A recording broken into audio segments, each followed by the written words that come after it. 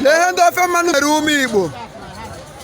ha tatara shop anyị more than 500 shops ụmụ Igbo na-ere pass wee ya rie o mere na Lekki Jakande gbara na Lagos steeti ha sa lawa be anyị na anyị were ala ha zara shop anyị wee zarie ọkwa ala anyị nọkwa na-eme biznes wa ala igoro ego echi na-azụ gara arịa sị na ala awụ ala anyị na anyị lawa ebe anyị si wee bịa ha tụtụrụ more than 500 shop wee ya rie ebe ndị be anyị na-azụ ahịa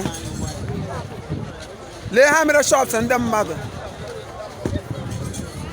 lee ha mere shop ndị mmadụ lekwa ebe ụmụ Igbo na-achọ dia daily bread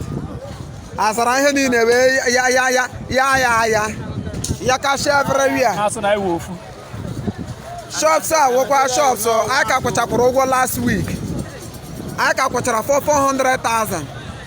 atụtụrụ shop niile wee destroy ya agwa ha na erele ya ha agwa na ha erele ala sef ụfọdụ ndị be anyị nọcha ebe a zụchara ala esi na azụgharịa na ha lawa be ha a kwụchara ụgwọ shop last week 400,000 ma ndị kwụrụ 500 ma ndị kwụrụ 300,000 ma ndị aka duru edu this year last week on Friday ma ndị aka duru last month ha rent onye ọbụla shopless ụmụ Igbo nọ na Jakande dịzi shopless na lee ka onye ọbụla nọzi stranded lee ha mere ndị ebe anyị onye ọbụla dịzi stranded tụtụrụ ma ngwaahịa ma everything mebisicha ngwaahịa ndị mmadụ ma ha na-azụ ahịa ebe anyị onwe ha na-eme ha apụta sịkwa n'ọwa Nigeria ha na-azụkwa ahịa ebe anyị okwa ihe na-eme ha bịa n'abalị destroy cha shop a nke a wụzi today ka ha pịaziri the final one lee more than 500 shops na Lekki Jakande gbara Lagos steeti atụtụrụ everywhere wee destroy everywhere lee ka onye ọbụla dị stranded ma ụlọ elu a na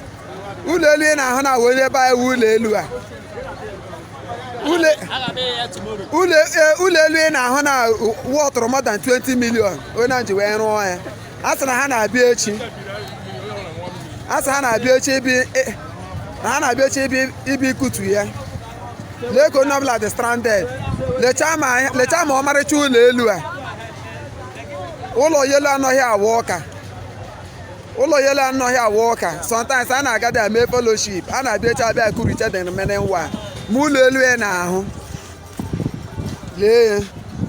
ihe ha mere anyị lee ka onye ọbụla si wee kposara ndị hụrụ be ndị chara na awụ ndị na-atụtụcha ngwaahịa ha mebiri ka pepe na-atụtụ na ma ndị na-akpakwa ayọn na-akparakwa ayọn ha Jehova akaghị ike Chukwu okike abịa ama ọhịa ka dadi lechara anya maazị na-asa batawa one Nigeria na have happened to us a na-ekwu okwu one Nigeria ime mmadụ uwe ka mụ confirm na one Nigeria emego m o ruru m n'ọkpụkpọ akụrụchara ma ngwaahịa m akụrụchara ma ngwaahịa m